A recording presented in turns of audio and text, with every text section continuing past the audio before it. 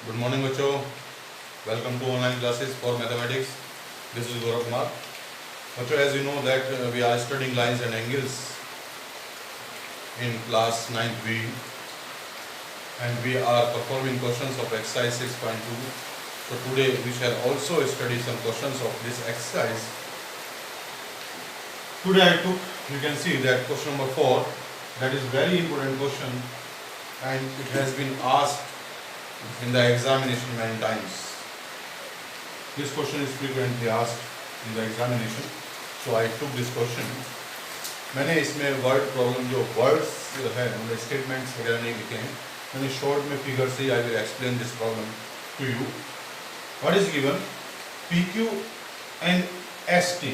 P Q और S T जो है वो दोनों पैरेलल हैं देखिए, और angle P Q R is 110 and angle TSR is 130, and we are asked to find angle QRS. QRS हमें निकालने के लिए कहा गया है. क्या आप बता सकते हैं कैसे निकालेंगे QRS जबकि PQ और ST पैरेलल हैं? बहुत अच्छा क्वेश्चन है, बता सकते हैं आप कैसे निकालेंगे? चलिए मैं आपकी हेल्प करता हूँ. इसमें एक कंस्ट्रक्शन आप लोगों को करना पड़ेगा. कंस्ट्रक्शन क्या है कि R से पास होते हुए draw a line parallel to ST और PQ पासिंग थ्रू R. एक लाइन हमें ड्रॉ करनी है जो R से पास होती हो और बच्चों ST के पैरेलल हो. ST के पैरेलल होगी तो obviously it will be parallel to PQ, क्योंकि अगर ये लाइन है और ये लाइन इसके पैरेलल है और ये वाली लाइन इसके पैरेलल है तो ये वाली लाइन इसके पैरेलल होगी. मान लो L है, M है, N है. M parallel to N given है और L जो है वो पैरेलल अगर N के है तो it shows that L will also be parallel to N. L N के भी पैरेलल होगी. ठीक है, तो ये ऐसा होता है. ठीक है, तो हम चाहे जो ये लाइन R से पास हो रही है चाहे ये ST के पैरेलल हो तो ये PQ के भी पैरेलल होगी. अब हम क्या करें? अब हम क्या करेंगे कि अगर हम ये वाला एंगल निकाल पाते हैं और ये वाला एंगल निकाल पाते हैं तो ये पूरा का पूरा एंगल 180 डिग्री हो जाता है. तो इससे ये वाला एंगल प्लस ये वाला एंगल और ये वाला एंगल क्या आ जाएगा? 180 डिग्री आ जाएगा. और मैं कह रहा हूँ कि अगर हमने ये निकाल लिया और ये निकाल लिया तो इन दोनों के सम को हम 180 से अगर माइनस कर देंगे तो हमारे पास एंगल QRS आ जाएगा. क्या आप समझ गए हैं what I want to do? मुझे क्या करना है? अब ये एंगल हम कैसे निकालें? सवाल इस बात का है. देखिए बड़े आसानी से हम इस एंगल को निकाल सकते हैं बच्चों. जो ये लाइन है मान लिया इसको कोई नाम दे देते हैं, LM दे देते हैं. चलो नाम इसको, ठीक है, LM नाम दे देते हैं. LM जो है पैरेलल है PQ के भी और ST के भी. हमने कंस्ट्रक्शन इस हिसाब से किया है. तो जब ये लाइन पैरेलल है बच्चों तो ये वाला एंगल और ये वाला एंगल आपस में कैसे एंगल है? Adjacent angles. और इन दोनों का सम कितना होता है? 180 डिग्री. इसका मतलब we can say that angle LRQ plus angle PQR is equal to होगा 180 और एंगल LRQ प्लस ये दिया हुआ 110 इज इक्वल टू 180. तो angle LRQ will be 180 minus 110 which shows that is 70 degree. तो बच्चों ये 70 डिग्री आ जाएगा. ये वाला angle 70 degree. With the same concept हम क्या कर सकते हैं? इस तरफ भी ये लगाएंगे क्योंकि ये वाली ST जो है ये भी LM के पैरेलल है तो सेम फिलॉसफी जो है इन दोनों में भी लगेगी. तो वी कैन से अगेन लिख देते हैं हम ऐसे सिचुएशन के लिए. Again angle TSR plus angle SRM is equal to 180. मैं यहाँ पे लिख सकता हूँ लीनियर पेयर LP का मतलब लीनियर पेयर और ये भी LP नहीं सॉरी एडजेसेंट एंगल्स. ठीक है, यहाँ पर भी एडजेसेंट एंगल्स हम लिखेंगे. ठीक है, टी एस आर कितना है 130 गिवन है आप लोगों को, प्लस एस आर एम जो है वो 180, दोनों का प्लस हो गया है, और एस आर एम बिकम्स 180 में से 130 माइनस हो जाएगा तो 50। तो बच्चों ये आ गया हमारे पास 50 degree. Now we have from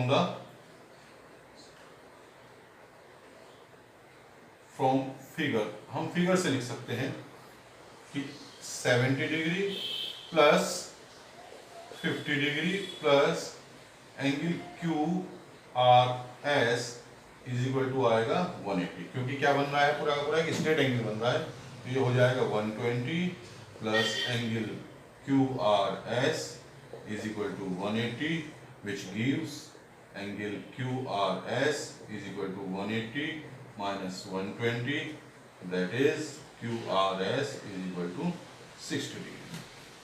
ठीक है बच्चों, तो आप देख सकते हैं ये कितना डिग्री आ गया, 60 डिग्री आ गया। ऐसे हम इस क्वेश्चन को हमने किया। और तरीका भी है, बच्चे कई तरीके से करते हैं, और तरीके से भी आप कर सकते हो। मेरे दिमाग में ये तरीका आया, मैंने इस तरह से सॉल्व कर दिया। एक क्वेश्चन हम और करते हैं, ठीक है, चलो देखते हैं दूसरा क्वेश्चन। ठीक है बच्चों, एक क्वेश्चन और देखते हैं, question number 5 of this exercise, that is also a very important question. So in this, इस क्वेश्चन को मैंने फिगर में और जो जरूरी है उसमें लिख दिया है, इससे पूरा क्वेश्चन समझ में आ जाएगा क्या हमें गिवन और क्या हमें करना है। तो बच्चों ये ए बी है और सी डी है, दोनों पैरेलल गिवन है, और इन दोनों पैरेलल लाइंस के बीच में ये ट्राइंगल पी क्यू आर बना हुआ है। ठीक है, इस पी क्यू आर में ये एंगल ए पी क्यू हमें गिवन है 50 डिग्री है, और पी आर डी गिवन है 127 डिग्री। और आप ये देख सकते हैं एक्स और वाई दो एंगल गिवन है, देखने से पता चल जाता है कि we have to find x and y. तो मतलब एक्स इज इक्वल टू क्या है और वाई इज इक्वल टू क्या है, ऐसे हम लिख सकते हैं क्वेश्चन मार्क लगा के, ये हमें निकालना। ये ज्योमेट्री के बच्चों क्वेश्चन एक बात ध्यान रखना है कि एक क्वेश्चन कई तरीके से हो जाता है। मैं ये नहीं कहता हूं कि जिस तरीके से मैं कर रहा हूं वो ही एक मेथड है, उसके अलावा भी तरीकों से हो जाता है। अभी जो मेरी समझ में आता है मैं उस मेथड से कराऊंगा, मैं कभी नहीं कहता हूं कि इसी मेथड से हमें करना है, लेकिन हाँ जो भी हम यूज करें मेथड, लॉजिक्स हमारे हम जो भी लगाएं वो बिल्कुल करेक्ट होने चाहिए। ठीक है, मेथड हम कोई भी लगा सकते हैं, नो प्रॉब्लम। एक मेथड जो मेरे दिमाग में आता है हम वो उससे क्वेश्चन को करेंगे और मैं आपके साथ शेयर करता हूँ। ठीक है, वो अल्टीमेट मेथड नहीं है, बच्चे कई तरीके से करते हैं, मैं भी बच्चों से सीखता हूँ कई बार। तो ए बी पैरेलल है गिवन है किसके, सी डी के। तो यहाँ पर फिर जो मेरे दिमाग में आ रहा है वो क्या आ रहा है कि ए बी जब पैरेलल है सी डी के, तो ये लाइन ट्रांसवर्सल लाइन का काम कर रही है, कौन सी, पी आर। जब ये ट्रांसवर्सल लाइन का काम कर रही है तो हमने देखा था, हमने प्रॉपर्टीज पढ़ी थी, पीपीटी में भी देखा था, और मैंने अलग से भी आप लोगों को बताया था कि जो अल्टरनेट इंटीरियर एंगल, यानी कि ये वाला एंगल, अल्टरनेट इंटीरियर एंगल क्या होते हैं, आपस में इक्वल होते हैं पैरेलल लाइंस में, ये होती है कंडीशन। अब मैं एक तरीके से वाई को निकाल लूंगा यहाँ।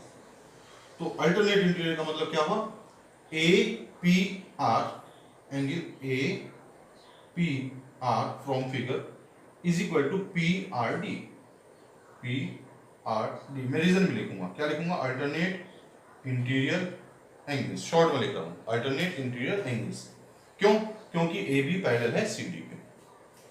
एपीआर को, एपीआर जो है उसे दो भागों में तोड़ सकते हैं, 50 प्लस वाई, और पीआरडी हमारा कितना, 127। तो y इज इक्वल टू आ जाएगा हमारा कितना, 127 माइनस 50। तो बच्चों ये बन जाता है 77।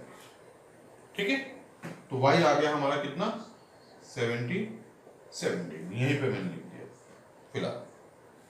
दूसरी बात, ये ट्राइंगल देखो पी क्यू आर, ये बात मैंने तुरंत हिट कर रही है, दूसरे तरीके से भी हम कर सकते हैं, देख लेंगे, डिस्कस करेंगे। पी आर डी जो है एक्सटीरियर एंगल है इस ट्राइंगल के लिए, पी क्यू आर के लिए, और एक्सटीरियर एंगल जो की प्रॉपर्टी ट्राइंगल की ये कहती है, the exterior angle of a triangle is equal to the sum of its opposite interior angles.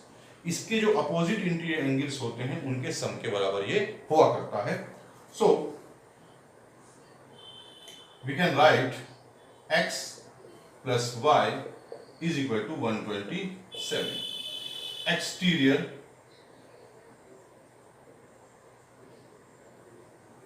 Angle property से हम लिख सकते हैं। इस बार मैंने समझा दिया आप लोगों को क्यों हमने लिखा। तो x प्लस वाई ये अपोजिट इंटीरियर एंगल है, इसके बराबर हो जाएगा। और y we have just found x plus 77 is equal to 127। तो x इज इक्वल टू हो जाएगा 127 माइनस 77। तो बच्चों अगर हम देखेंगे तो x इज इक्वल टू हो जाएगा हमारे पास 50 डिग्री। तो y यहाँ से आ गया था हमारे पास कितना 77। क्वेश्चन हमारा हो गया है। अब थोड़ा चर्चा करते हैं कि क्या कुछ और भी हो सकता है। यस हो सकता है। देखो मेरे दिमाग ने वो काम किया, या एक तरीका मैंने अपने आपके साथ शेयर किया। दूसरा तरीका फिर अगर हम फिगर को एक बार और ध्यान से देखें, ए बी जो है वो पैरेलल है किसके, सी डी के। तो ये वाला एंगल ए पी सी और angle R Q P alternate interior angle है दोनों। ये वाला एंगल और ये वाला एंगल क्या है, अल्टरनेट इंटीरियर एंगल है। तो इस तरह से भी हम लिख सकते हैं। मैं लिख देता हूं ये पे कि x इज इक्वल टू 50। कैसे आया ये, angle A P Q is equal to angle P Q R. कहां से आए, अल्टरनेट इंटीरियर एंगल्स। बच्चों इसलिए मैं कहता हूं कि एक क्वेश्चन कई तरीके से ज्योमेट्री में सोल्व किया जा सकता है। तो यही के हमने x निकालने का दूसरा तरीका भी देखा, वहाँ एक्सटीरियर एंगल प्रॉपर्टी से हमने सोल्व किया, और यहाँ पर हमने पैरेलल लाइंस की प्रॉपर्टी सोल्व किया। क्योंकि जब एग्जाम में क्वेश्चन आता है वहाँ ये नहीं लिखा रहता है कि पैरेलल लाइंस की प्रॉपर्टी से आपको सोल्व करना है। जो भी मेथड आपके दिमाग में क्लिक कर जाता है उस मेथड का यूज करें और उसे सोल्व करें, क्वेश्चन को खत्म करें। वहाँ पर ये कुछ नहीं होता है कि मेथड कौन सा, लेकिन फिर मैंने बताया कि हमारा जो भी मेथड है वो लॉजिकल होना चाहिए। ठीक है बच्चों, तो आज आप देख सकते हैं हमने 2 क्वेश्चन किए इस एक्सरसाइज के सोल्व। अब सिर्फ एक क्वेश्चन बचता है, you have to do that question, और सभी क्वेश्चंस मैं करा चुका हूँ। ठीक है बच्चों, फिर भी कोई समस्या आती है तो I am here to solve your problems. Okay, thanks for watching, bye bye.